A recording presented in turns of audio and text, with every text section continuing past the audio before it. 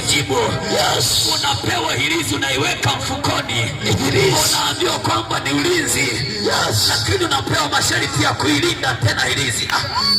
Sasa huo ni ulinzi gani huo? Huo ni ulinzi gani wakati unaulinda tena? Unatembea na hirizi mfukoni, unaambiwa huyu ni Mungu, mlinde. Huyu atakuongoza kwenye njia zako. Ni Mungu gani huyo sasa? Ni Mungu gani? Mungu asiyejibu, Mungu asiyeokoa.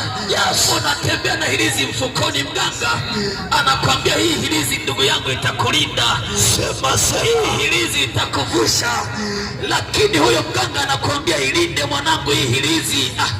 Sasa huyo ni ulinzi gani tena? Halafu anakwambia kaiweke kwenye mchago wa kitanda chako, kaichimbie pale mlangoni uilinde. Pasua. Kaiweke pale kwenye biashara hirizi, weka wazi. Kuna wengine wameandikiwa maneno kwenye karatasi, wanadanganywa eti ni ulinzi. Nenda kabandike kwenye biashara yako, lakini hayo maneno naambiwa uliyalinde tena.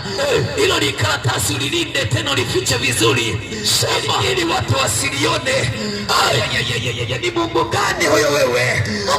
Ni Mungu gani marehemu? Ni Mungu gani asiyejulikana? Tunaye Mungu aliye hai, yupo leo. Tangaza jioni ya leo, tunamtangaza.